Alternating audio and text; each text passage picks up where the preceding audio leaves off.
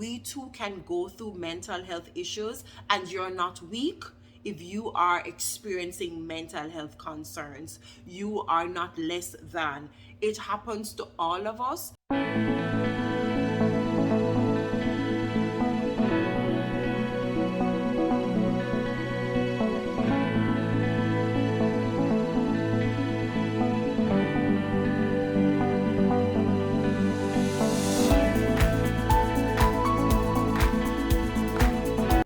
Hi, lovelies. How you doing? Lovely sister, lovely girl, lovely friend. Welcome. If this is your first time, my name is Popsann Francis. I'm the founder of Women Healing Together and the CEO of DP Wellness. Welcome to my channel. This is where we deal with all things women, and I help women to achieve the 4E's. So go ahead and look at those 4E's right now. All right, so if any of those 4E's like resonates with you, this is the channel for you. Now, today we're going to be talking about mental health. Like, we hear that swirling around, but like, honestly, how do we know when our mental health is at a point where it needs attention? How do we know when our mental health is at the point of breaking?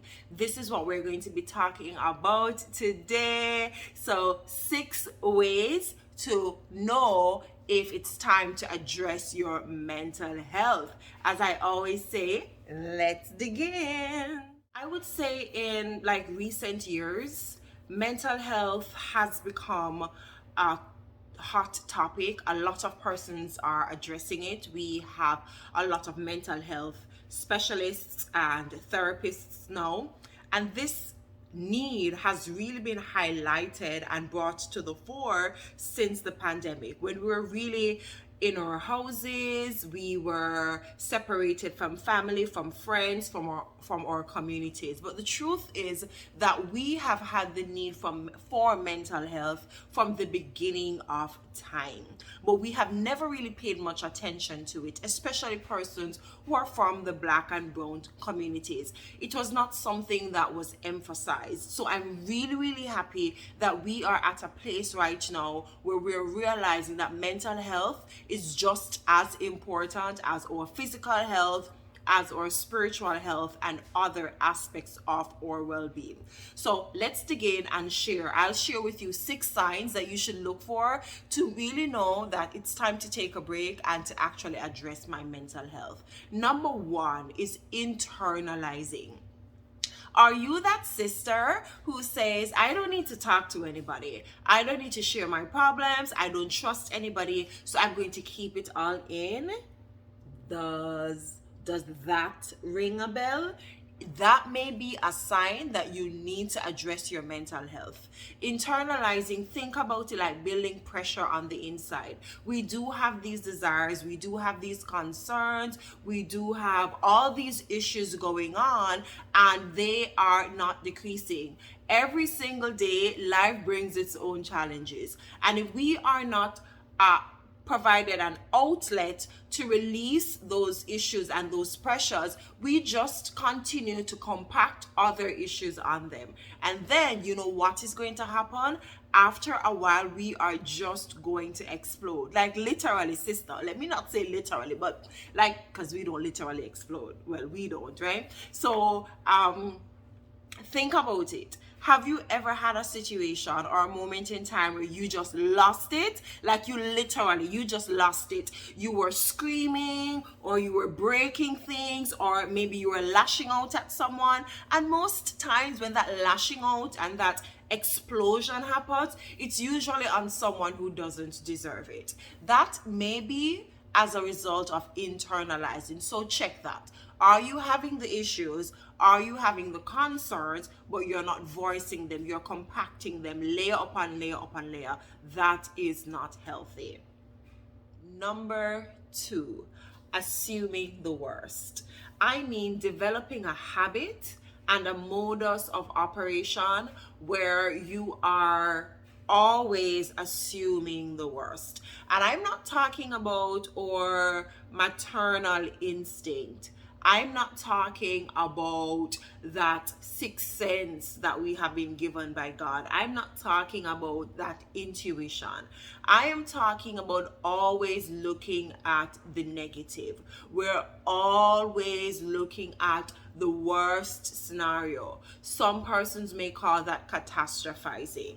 Usually when we reach that stage, it is because we have become so overwhelmed, we don't see any positive. So we are just in a state where we cannot find the beauty in the world, we cannot find the joy in the world. That is usually an indication that our mental health is on the decline and we need to focus our attention. Usually, like from my experience, those feeling or that mindset of always anticipating the worst is a precursor to depression, where you feel as if there is no hope. But we'll talk about hopelessness as one of the signs. So are you always looking out for bad things to happen? If someone posits a point, if someone brings forth a point that's positive, that gives you hope, do you tend to find the bad side of it? And I'm not talking about being constructive in terms of your criticism. I'm talking about being pessimistic. That may be a sign that your mental health is declining. Number 3, the third sign that your mental health needs attention. Are you intentionally withdrawing from others? Are you withdrawing from your support system? Are you withdrawing from your community? Do you find yourself not wanting to interact with others around you? You are avoiding the phone calls. You're not responding to the text messages. You are no longer wanting to attend church. You are avoiding family gatherings. You just have this feeling of wanting to be a hermit, wanting to be alone. It's like you're going into recluse. Right? This may be a sign that your mental health is on the decline and that you need attention. You need to reach out to someone to give you the support you need. All right, so at this point, if you have just scrolled past the other points and you're at the middle of this video, or if you have stayed with us and journeyed to this point, we're talking about 6 signs that you need to be aware of, just so you know that your mental health needs to be addressed. So let's dig into the 4th point. Some persons don't internalize. What they do is the opposite of that. They have fits, rage, and outbursts of anger. Some persons may attribute this to being expressive, to being candid, to being frank, but usually it goes just a notch higher than candor. It's usually characterized by aggression, by irritability, by condescension. If this is you, it may mean that you have things bottled inside, or you have unresolved issues that you are yet to address, and your default mode has become aggression, it has become anger. We know that the Bible tells us that it is okay to be angry, but when we become angry, it should not lead us into sin. If your anger is causing you to damage other persons physically, verbally, emotionally, and mentally, you need to get help. If your anger is causing you to inflict and damage yourself these ways as well, whether it be physically, mentally, emotionally, and all the other alleys, please, I am imploring, I am begging, I am pleading with you to get some help. Mental health is very, very important. Studies have shown that your mental health can, in fact, affect your physical health. There are some persons who go to the doctor, like for real, let's talk here. There are some persons who may go to the doctor and they do tests after tests after tests, and there are no diagnosis. Is it possible that the mental health is manifesting itself in the anatomy, causing us to become ill with no actual medical diagnosis? Something to think about. Number 5, the fifth reason or the fifth sign that we need to pay attention to our mental health is this persistent mood of sadness. Notice that I said persistent, because guess what? The truth is, we all become sad at one point or another. That is how life is set up. We have good times, we have bad times, we have happy times, we have sad times. What I'm talking about here is the persistent, the ongoing, the continual or the consistent mood of sadness, where you are not finding any joy in your life, you're not finding any fulfillment, you're not finding any peace. They seem to be eluding you, they seem to be hiding from you. That may be a sign that you need to address your mental health.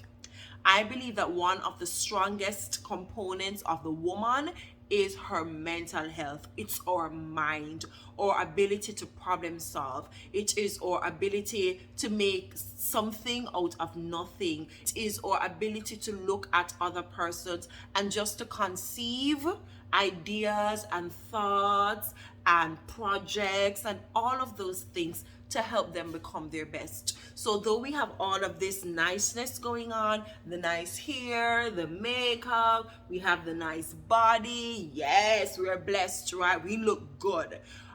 A body without the internal strength, in this case our minds, to help us go through life, it's really null and void. So check that persistent sadness. And the final sign, sign number 6, a feeling of hopelessness. Now, the point before this, we spoke about persistent sadness. Persistent sadness can lead to hopelessness, but there's a difference between sadness and hopelessness. Now, sadness is a feeling, all right? It passes. It can pass. Even if it's persistent, it can pass. So, there are things that you can do. But when it comes down to hopelessness, it's like we have no optimism at all for the future. Our dreams, or aspirations, or longings, or desires, they seem to have been destroyed. They seem to have really just eluded us, and we do not see anything to look forward to. Hopelessness is not just a feeling, it can become a state of mind. This is where it really, really gets serious. In fact, none of us as women wants to reach to that point of hopelessness. Hopelessness is usually the cause for suicide. I usually say to persons, and this is my theory, I'm not a psychologist, I'm not a mental health therapist, this is just my opinion. I usually say that persons do not commit suicide because they have become bankrupt, or they do not commit suicide necessarily because they are being bullied, or they do not commit suicide because a relationship has fallen apart. My conjecture is, my hypothesis really is that persons commit suicide because they feel hopeless. They do not see a way out. If someone who has lost $1 billion comes to the realization that they can get another billion, or even start at 1 million or whatever, that will give them hope. But when they do not see any hope, that is where hopelessness sets in. I want to remind us, ladies, that we are not superwomen. We too can go through mental health issues, and you're not weak. If you are experiencing mental health concerns, you are not less than. It happens to all of us. The degree may be different. Some of us to a lesser degree, some of us to a greater degree. But what I can say is that for all of us, we will experience some disturbance of our mental health at some point in our lives. And it does not mean that you are crazy. You are not crazy. There are therapists there, there are groups there are channels like Women Healing Together where we can have honest conversations about our healing. I want you to get the help that you need. And if you're thinking, oh, I don't have money to see a therapist, there are free resources out there. Google, find some. And while you're doing that, I do have videos that I'm going to link them at the end of this video that will help you to find beauty in the world and to just cope with things that are not going well. Please, I urge you, take care of your mental health. It's not just about the physical, buying the clothes and the shoes and getting our makeup on and doing our hair and our nails. We need to self-care our mental health. All right, so thank you so much for watching. I wish for you a wonderful week. Please remember that we heal so much better when we heal together. I love you, I appreciate you, and I wish you all the very best. I'll see you next week Sunday at 6 p.m. Eastern time. Bye, lovely.